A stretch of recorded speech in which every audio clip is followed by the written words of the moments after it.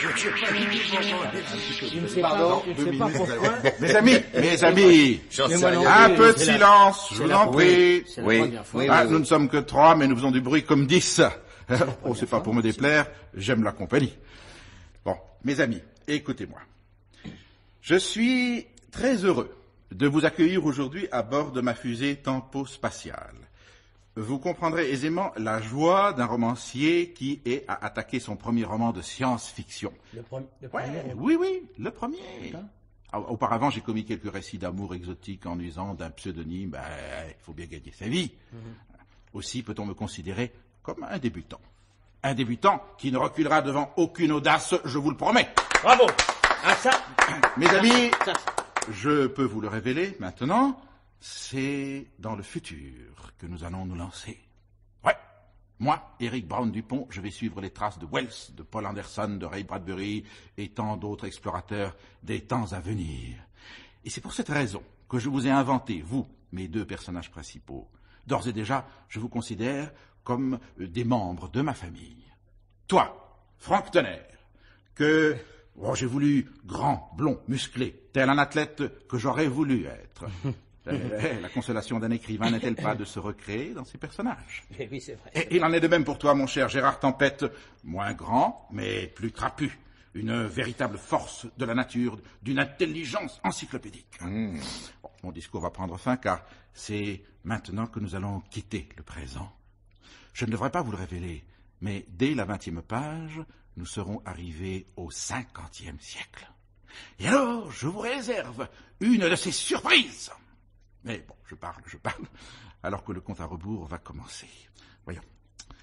Alors, mes stylos, provision de papier, les cigarettes.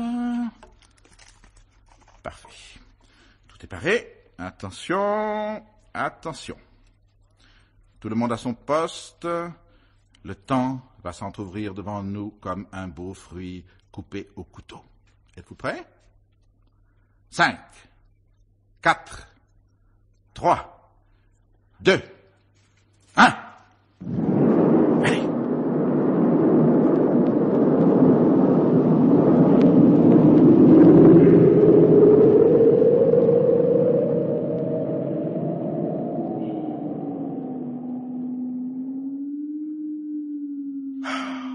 Quelle délicieuse impression. Nous glissons dans le temps. Attention, nous passons déjà à la page suivante. Et hop, tout marche à souhait, nous baignons dans l'huile. Voyez-vous, mes amis, rien ne remplace le talent. Ce livre sera une révélation. Et à quelle vitesse je fonce vers la 3e page. Hop, même pas une secousse. Oh, il me vient une idée. Je la note dans la marge. Oui, je vais aller jusqu'au bout du temps. À l'extrême pointe du futur, là où personne n'a encore osé se rendre. Qu'en pensez-vous? Et vous ne dites rien? Oh, veuillez m'excuser, j'avais oublié de vous donner la parole. Suis-je distrait? Allez, à vous, Franck Tonnerre. À nous l'aventure. De grands dangers nous attendent. Mais nous saurons les vaincre. Pas vrai, Gérard Tempête? Ouais, pas bien fameux. Il faudra que je soigne mes dialogues. Et toi, Gérard? 10 mégacycles à l'ultra, moins 15 au tempo radial, 2000 matchs secondes à la trigravitation, 0,2 au... Assez. C'est trop technique, nos lecteurs ne sortent pas de centrale, ils veulent du suspense, des coups de théâtre, pas de mathématiques supérieures. Attention, nous arrivons en bas de la page 4. Il est temps de faire le point. À quelle date du futur sommes-nous parvenus, Franck Tonnerre? Mon enregistreur de temps électronique doit nous indiquer cela à la minute près. Mais oui, patron. Il est 18h17. Bien. Et quelle année? Impossible de le savoir. Le compteur d'année n'a pas bougé. Sans doute ne fonctionne-t-il pas. Oh, c'est très ennuyeux. Déjà une panne. Et nous n'en sommes qu'à la page 5. Qu'allons-nous faire? Nous voilà perdus dans l'immensité du futur. Comme des aveugles. Nous errons dans l'espace. Bon, gradidio! Est-ce ainsi que doivent s'exprimer les explorateurs du futur? Mais vous n'avez donc jamais rien lu? J'espère que j'ai pas fait une erreur de distribution en choisissant mes personnages. Ils m'ont l'air bien empruntés. Évidemment, je manque d'expérience. Il faudrait une 50aine de pages pour être rodé. Que devons-nous faire? Notre engin poursuit sa course folle dans l'infini du temps. Plus jamais, je ne reverrai mon petit village de Tourreine. Bon, écoutez-le donc. Dès le premier chapitre, il sait plus quoi faire. Et qu'il saurait, hein? Moi, le romancier, je ne dois plus intervenir. Sinon, on dira que je tire les ficelles. Bon, allons, pas de découragement. Il faut filer à la page 15. C'est ça, l'aventure. Frank Tonnerre, mon compagnon, je fais une proposition. Il faut stopper les machines. Ainsi saurons-nous en quel point de l'espace-temps nous sommes arrivés. Il faut démonter l'électro-temporel. Il y a une mauvaise carburation. Proposition acceptée, ami Gérard Tempête. Il ne faut pas nous affoler. Il ne s'agit après tout que d'un contretemps. Un contretemps. Mais je fais de l'esprit. Cela prouve mon sang-froid. Mais l'heure est grave. Gérard, il faut inverser le stato en surveillant la position du positronique. Oh, mais je vous l'ai dit! Pas trop de termes techniques! Les éditeurs n'apprécient pas.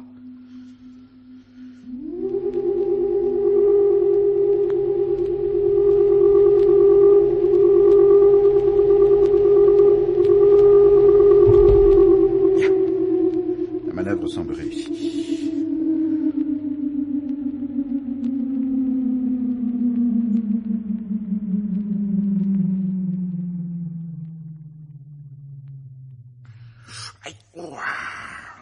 J'en ai mal au poignet. Quelle vitesse. C'est la crampe de l'écrivain. Et peut-être aussi le changement de ton. Non mais restons sérieux, pas trop d'humour, les éditeurs n'aiment pas non plus. À mon avis, nous ne devons pas être loin du 50e siècle. À 10 ans près, hein, la civilisation a dû subir de sacrés changements. Voici venus les temps nouveaux. Pour moi, la réalité rejoint la poésie et fait corps avec elle. Non, c'est trop lyrique. C'est trop lyrique, cela. Ah, que je coche l'endroit où nous sommes arrivés. Page 15, deuxième paragraphe. C'est le moment d'ouvrir un nouveau chapitre. Voilà qui est fait. Deuxième chapitre. Je sens qu'il va y avoir du suspense. Attention. Oh, mais qu'est-ce qui m'arrive? Oh, cette raideur dans tous mes membres. Comme du plomb partout. Oh! Moi, pareil. Je ne peux plus bouger mon bras.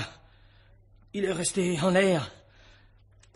La paralysie gagne même ma langue. Mais qu'ont-ils donc, mes deux personnages? Les voilà figés comme des statues. Frank Tonnerre, mais remuez un peu. Ainsi on dirait Diane Chasseresse. Et vous, Gérard Tempête? C'est impressionnant. Ils sont tous les deux victimes d'un maléfice. Dès la page 16, nos ennemis se manifestent. Je vais lutter. Aucun maléfice, rassurez-vous. Vos deux lascars sont simplement soumis à un rayon paralysant pour leur éviter de faire des bêtises. Quels sont les ordres, chef inspecteur? Faut-il détruire cette machine? Non, pas pour l'instant. Organisez une fouille et voyez si ces deux personnages n'ont pas d'armes et de munitions sur eux. Oh, mais enfin, monsieur l'inspecteur, allez-vous m'expliquer les raisons de cette intrusion dans mon appareil? Qui êtes-vous? Vous le saurez bien assez tôt. En attendant, montrez-moi vos papiers et qu'il ne manque rien.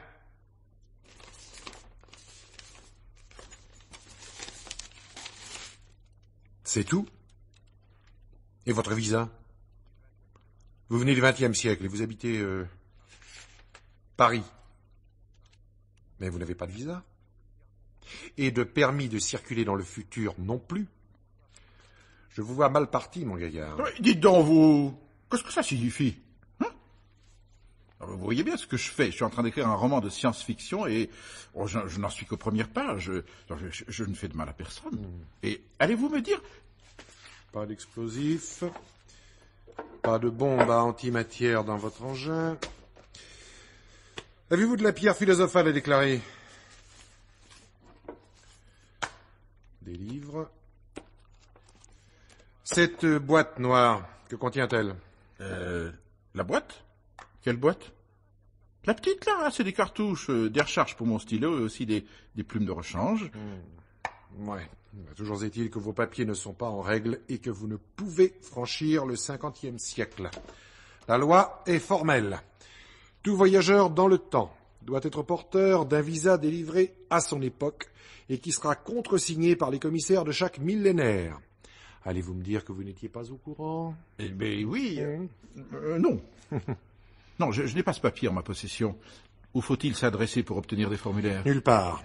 On ne délivre plus de laissez-passer provisoires qu'aux explorateurs du temps pouvant prouver qu'ils ont publié au moins 5 volumes. Aussi les connaissons-nous. Et encore doivent-ils, dorénavant, soumettre les plans de l'ouvrage qu'ils préparent à une commission spéciale. Bon, pour en revenir à votre cas, je ne vois pas de solution. Au XXe siècle, j'ai jamais entendu parler d'une telle obligation. Aucun journal n'en a fait mention, cela se saurait. Non, je vais me plaindre, j'ai quelques relations. Elles ne vous serviront à rien, vos relations. Pour l'instant, il vous est formellement interdit de pénétrer dans le 50e siècle, serait-ce de 5 minutes. Et il n'y a pas moyen de s'arranger? Vous m'avez l'air compréhensif. Bon, je veux bien reconnaître que je me suis montré imprudent. Je manque d'expérience. Vous savez, c'est mon premier roman dans le genre. J'étais parti avec 2 personnages seulement pour amener 200 ou 220 petites pages d'aventure. Oh, vous n'allez pas m'empêcher de tenter ma chance. La vie est dure au XXe siècle. Non, soyez indulgents. Tous les mêmes. Quelle époque corrompue que la vôtre. Ah, vous étiez dit qu'au 50e siècle, on se laisserait apitoyer facilement. Eh bien non. Pas question de nous laisser envahir par des plumitifs maladroits qui raconteront ensuite n'importe quoi sur notre compte. Vous n'allez pas m'arrêter à la 16e page de mon livre. Oh, c'est trop injuste. Ai-je l'air d'avoir de mauvaises intentions? Vous pouvez fouiller partout, moi j'ai rien à cacher. Et la meilleure preuve de ma bonne foi, n'est-ce pas le fait que j'ai stoppé la machine de ma propre initiative? Fort heureusement pour vous. Je comprends pas. Auriez-vous eu la mauvaise idée de franchir seulement quelques années de plus, que vous étiez anéanti par nos équipes de raturateurs? Équipe de quoi? De raturateurs. Il s'agit d'une formation spécialement entraînée à raturer tout ce qui franchit les frontières de notre temps. Rien que pour la semaine dernière, le palmarès de nos raturateurs se monte à 110 personnages de toute nationalité, ayant tenté de passer en fraude, et pas raturés à moitié, de la première à la dernière ligne, y compris le titre, le nom de l'écrivain et l'indication du copyright. Un enterrement rapide et qui ne laisse pas de traces, sans la moindre cérémonie. Pas même de prière d'insérer.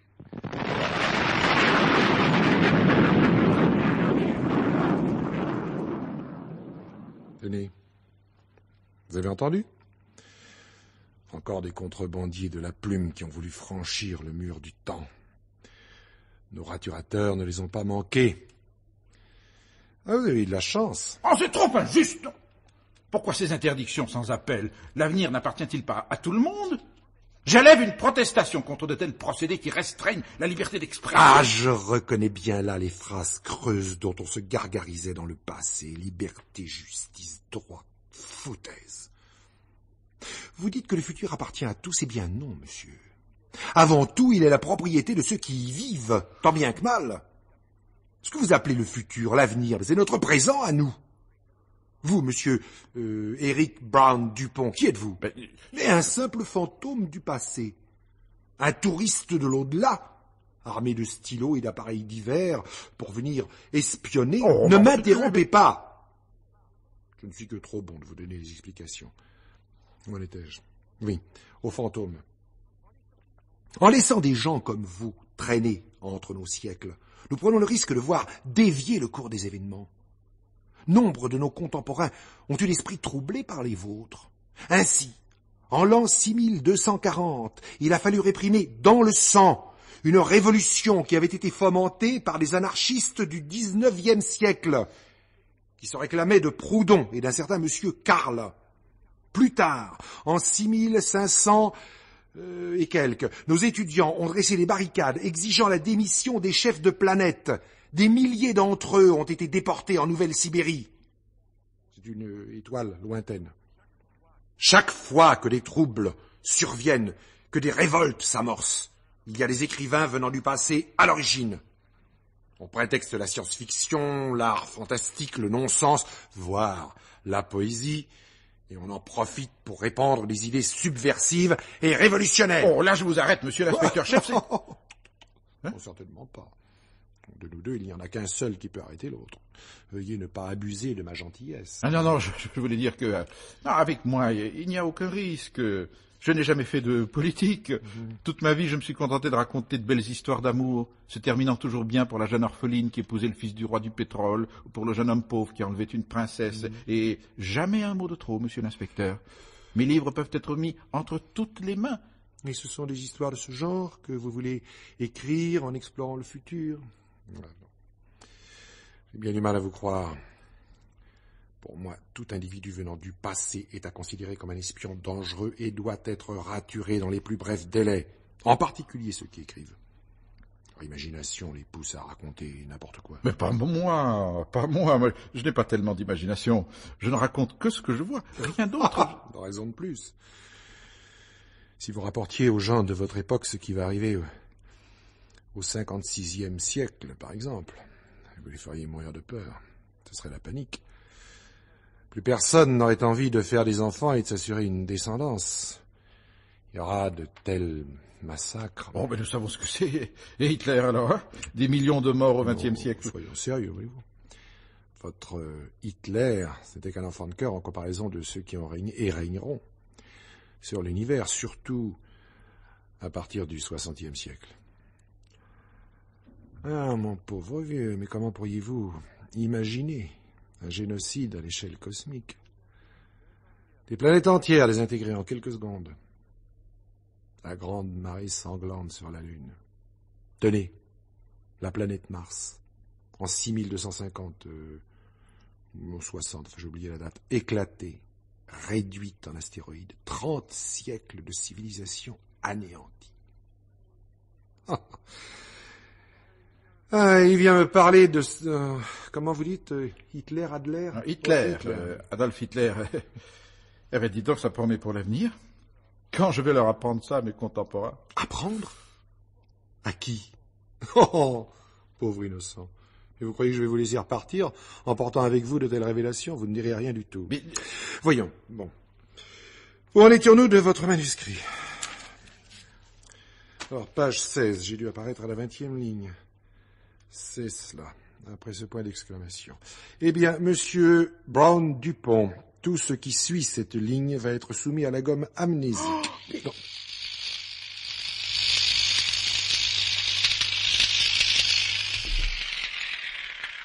Tenez.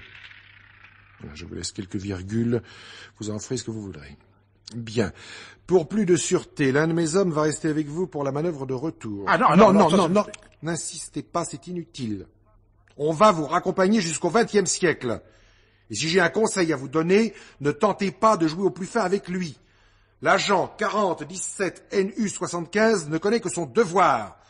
S'il vous voit écrire une seule ligne, BOM! Une grosse rature et votre famille ne vous reverra jamais. C'est bien compris? Et que je ne vous vois plus rôdant autour du 50e siècle. 4017. Où est-il? 4017! Me voici, inspecteur-chef. Je suis à vos ordres. Très bien. Même travail que d'habitude. Comprenez? Vous allez me raccompagner ces gens d'où ils sont venus et s'entraîner en chemin. Dès votre retour, vous me ferez un rapport. Ah, j'avais oublié. Ces deux personnages, actuellement sous l'effet du paralysant, vous ne les libérerez qu'après avoir franchi l'an 1999. Pas avant, hein? Bien. On ne sait jamais. Et ce romancier, ne le quittez pas de l'œil. Qu'il n'écrive plus une seule ligne. Compris, inspecteur-chef. Alors, vous avez entendu, vous? Mettez en route. Et faites-moi un demi-tour parfait. Que je n'ai rien à redire. Sinon... Oui, j'ai compris. J'ai compris.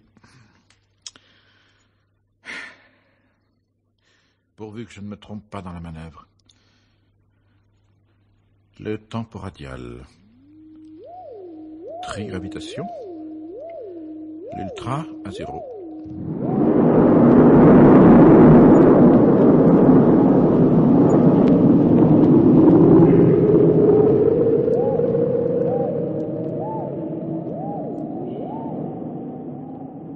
Tiens, voilà que le compteur des années se remet à fonctionner. Pour ce qu'il me sera utile. Ah, il marche.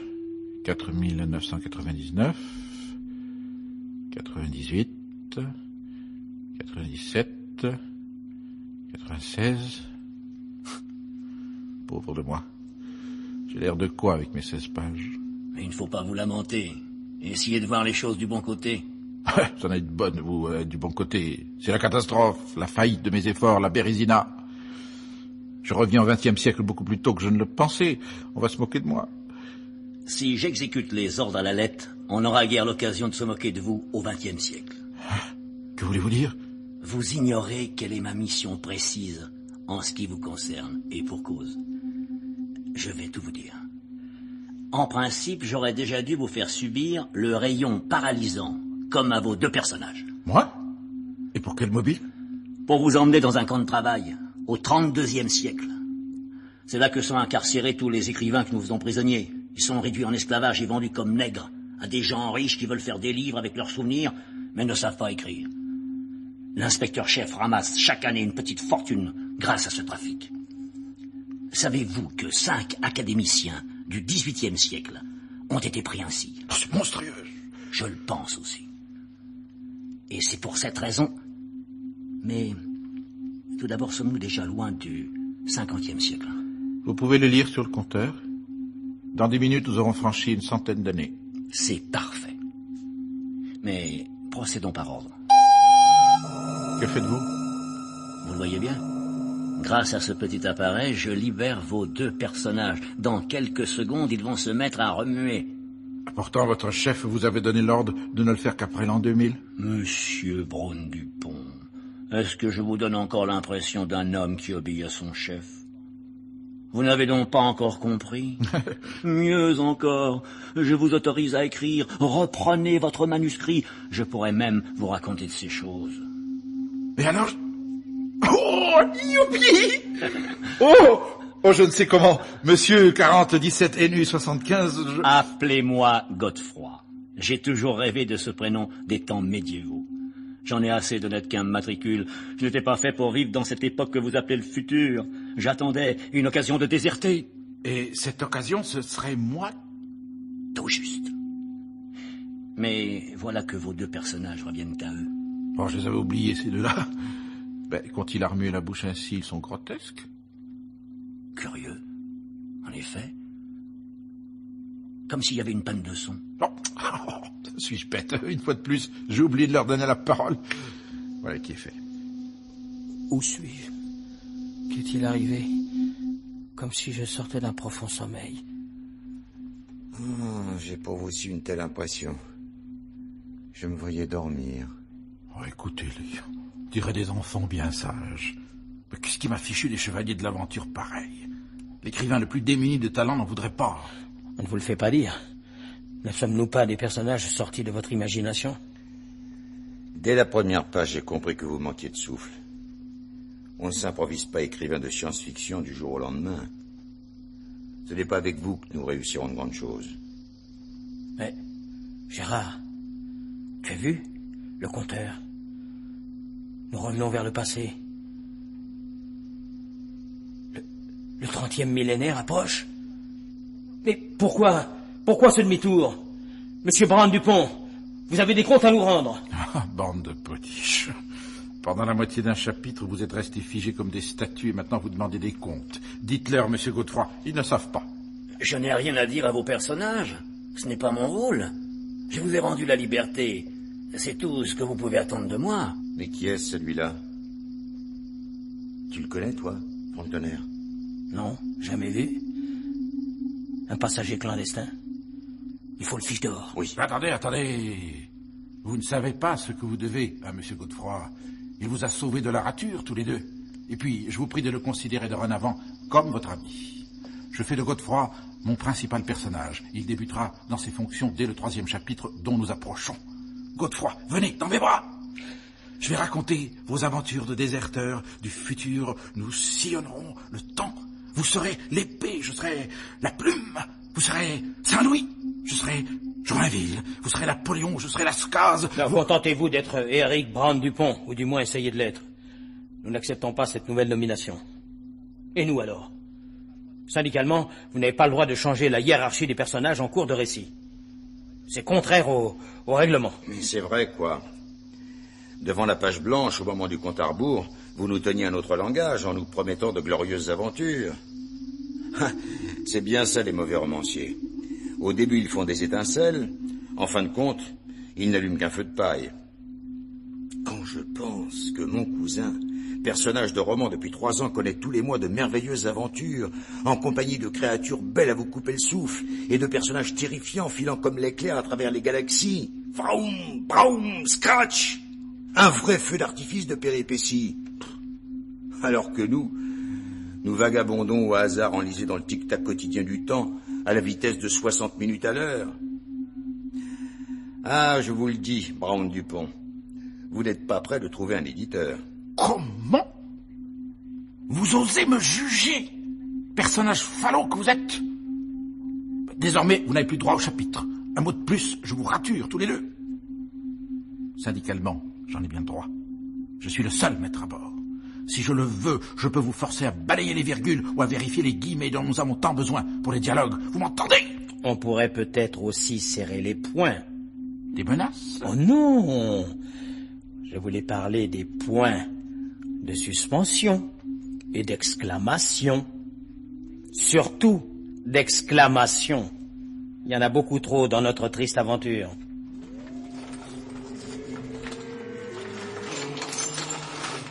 Mais que se passe-t-il? Les lumières vacillent? Nous sommes pris dans un terrible mouvement giratoire. Un tourbillon. Gérard! Tonnerre, c'est vous?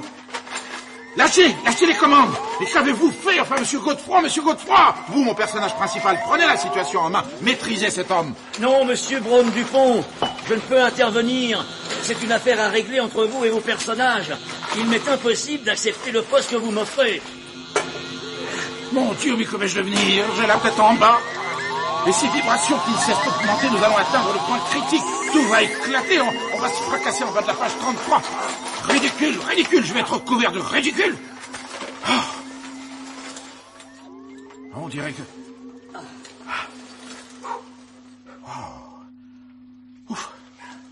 Oh, ce que j'ai eu peur. Gérard Tempête, au prochain chapitre, je vous fais passer en conseil de discipline pour manquement grave à vos devoirs. Écoutez-le donc, notre écrivaillon. Il se prend pour Victor Hugo ou Stendhal à Waterloo. Vous n'êtes pas maître de vos troupes, romancier de pacotille. Ceci, c'était un avertissement. La prochaine fois, nous sauterons plusieurs pages d'un seul coup.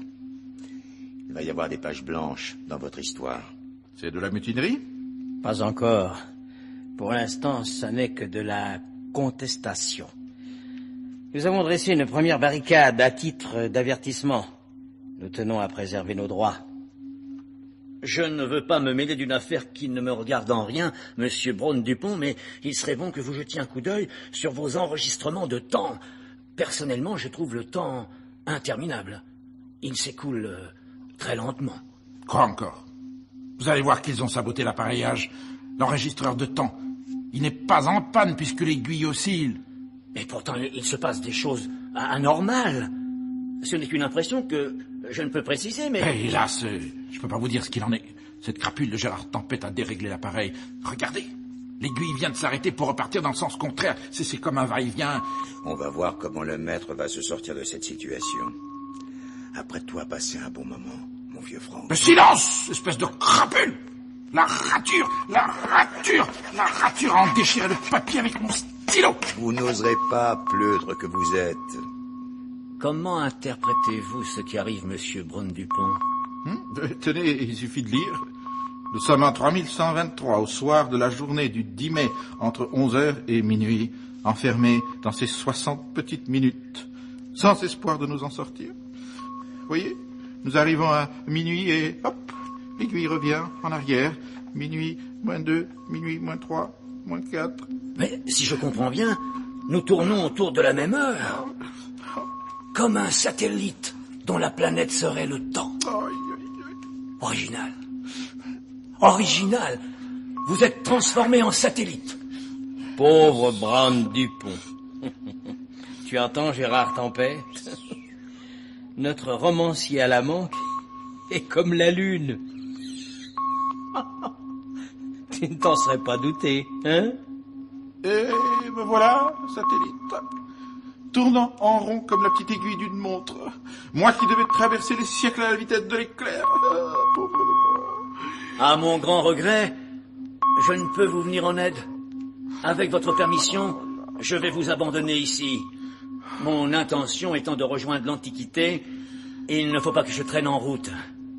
Je vais bien trouver un routier qui transporte des rêves d'une époque à l'autre et qui sera assez complaisant pour me prendre avec lui. Allez, adieu. Avant de partir, un conseil, monsieur Braun-Dupont. Rejoignez donc le XXe siècle et restez-y. Vous aurez toujours la consolation d'entrer à l'Académie française pour devenir immortel et narguer le temps. Cette fois, adieu!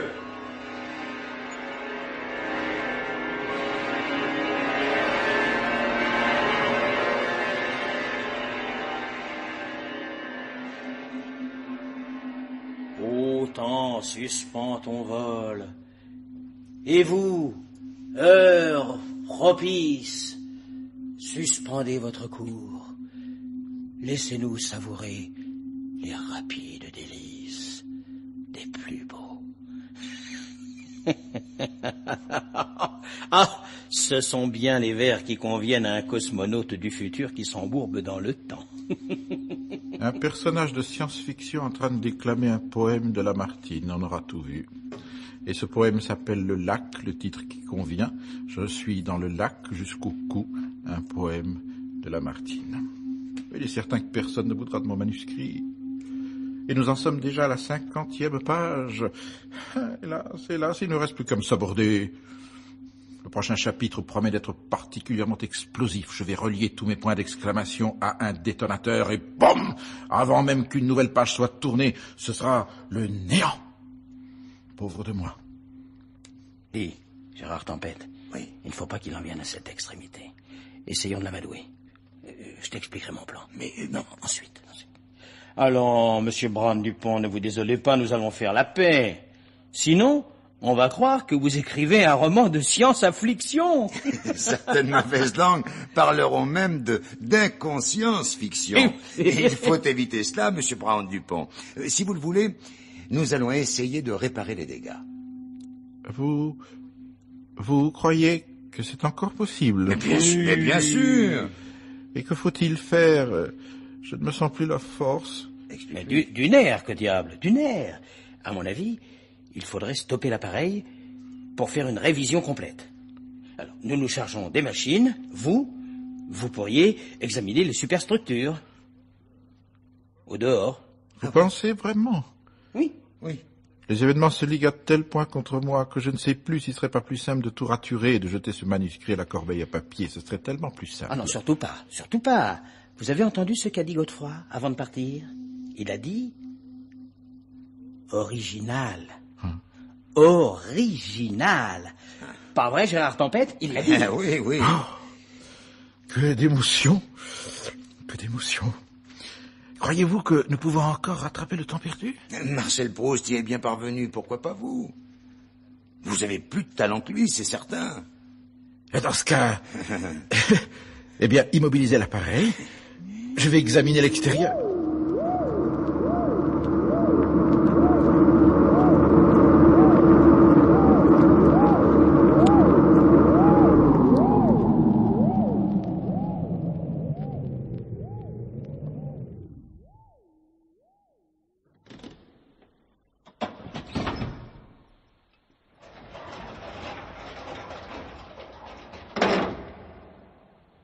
Il est sorti. Pas bête ton idée, mon vieux Franck Tonnerre. Il n'y a vu que du feu. Bon. Tu es certain que tout est en ordre? Absolument. Tu n'avais fait que bloquer cette connexion. Tout est paré. On y va? Pas si vite. Il faut que nous soyons sûrs que ce vieil imbécile est assez éloigné de l'engin. S'il parvenait à se raccrocher, on aurait à le traîner sur plusieurs siècles. Je le vois. Hein? Et il regarde le paysage et semble de se douter de rien. Attention. Attention. Ah, ça va être le moment.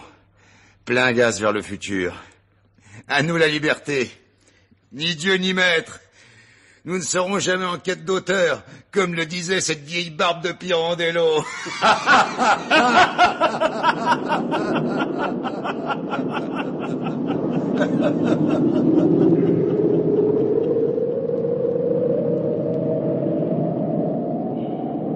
Au secours! Au secours! Les voleurs! Mais ils m'ont abandonné! Oh, les traîtres! Ils m'ont abandonné au 32e siècle, ne me laissant même pas un stylo et un peu de papier, comme je suis malheureux! Malheureux!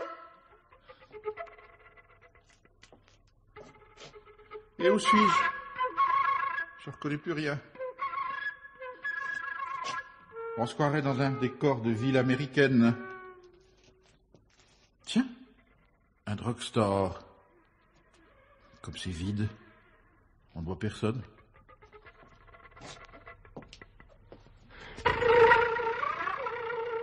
Je vais me diriger vers le drugstore, j'ai soif.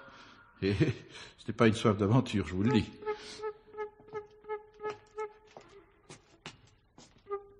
Une plaque de rue. Elle me donnera peut-être une indication. Oh, comme c'est bizarre. Il y a marqué page 121. Curieux nom de rue. Et celle-ci?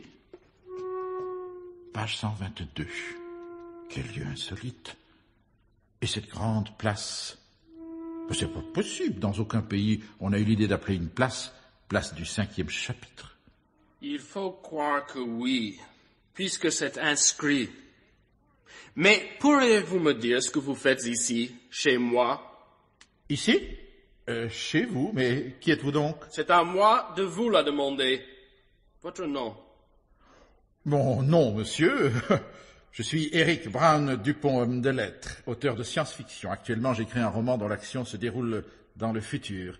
Mes personnages, je les attends, ils vont revenir. Je ne leur conseille pas. Si, comme vous l'affirmez, vous êtes un romancier de science-fiction, je peux vous dire que vous vous êtes bien égaré. C'est inconcevable de manquer d'orientation à ce point. Égaré? Moi? Oh, certainement pas, monsieur. Je peux même vous indiquer que nous sommes au 32e siècle, n'est-ce pas vrai? Exact, boy. Nous sommes en plein futur. Mais c'est dans mon futur que vous vous êtes égaré. Dans mon futur à moi, pas le vôtre. Mais comment cela? Ce siècle vous appartient? Allons donc. Mais tout m'appartient ici, collègue. Je suis Ray Bradbury, célèbre auteur de science-fiction, comme vous devez le savoir. Actuellement, vous piétinez mon futur personnel. Je peux même vous donner de plus grandes précisions. Votre engin s'est posé en haut de la 126e page du 5e chapitre de mon 22e roman, dont je n'ai pas encore trouvé le titre. Que dire? Je suis confondu. Vous êtes donc Ray Bradbury, l'auteur des Chroniques martiennes? Oh, mais c'est un honneur pour moi de vous rencontrer. Alors, croyez-moi, si je Vous croire? Espèce de hypocrite! N'êtes-vous pas venu ici avec l'intention de me voler des idées, comme tant d'autres ont déjà essayé de la faire? Oseriez-vous me dire en face que vous n'êtes pas un plagiaire? Moi? Brown Dupont, un plagiaire? C'est bien la première fois, non. Moi qui toute ma vie n'ai songé qu'à bâtir une œuvre personnelle. Mon futur à moi ne devrait être le futur de personne. Non, vous faites erreur. Dans ce cas, que faites-vous dans ces temps futurs qui sont ma propriété privée? Actuellement, vous piétinez les plates-bandes de mon imagination. C'est un futur privé. Mais n'avez-vous pas rencontré de rater-rater? En effet. C'était donc vous? Oui. Des personnages de mon invention. Que voulez-vous? Malgré ma répugnance, j'ai dû en venir à cette solution. On n'arrête pas de me piller depuis que le futur est devenu à la mode. Quand je parcours mes siècles, je ne cesse de me heurter à des individus aux allures louches qui ne sont pas des personnages de mon invention. à tel point que ces derniers sont maintenant porteurs d'un visa spécial. Faut bien que je m'y reconnaisse. L'autre jour, j'ai cru que la guerre était déclarée. On entendait le tac-tac des mitrailleuses. Ce n'était que le crépitement des machines à écrire. De nos jours, on ne respecte plus la propriété d'autrui. On m'a volé des pages entières. Certains de mes personnages ont été enlevés en plein jour. Mais vous, Monsieur Brown-Dupont, je vois bien que vous êtes honnête. Croyez que je regrette Et que vais-je devenir maintenant? Seul, abandonné de tous. Comment vais-je revenir au XXe siècle? Oh, ne vous lamentez pas. Je vais vous aider. Dans 2 semaines, je mets en chantier un nouveau roman. Mon héros doit être un explorateur de l'an 300 000 qui explore le passé pour retrouver l'un de ses ancêtres. Je vais lui demander de vous déposer au XXe siècle dès les premiers chapitres, ok? Oui! Ok! Dans 2 semaines, dites-vous? Bien, mais que vais-je faire en attendant? Vous trouverez bien moyen de tuer le temps. Tuer le temps? Tuer le temps? Ah! Si seulement cela était possible de tuer le temps une fois pour toutes. Crac! Fini! Fini ce temps qui m'en a fait voir de toutes les couleurs. Et je le tuerais bien volontiers, le temps. Moi, Eric Brown-Dupont, devenu le tueur de temps. Le tueur de temps? Mais oui, le voilà mon prochain sujet de roman.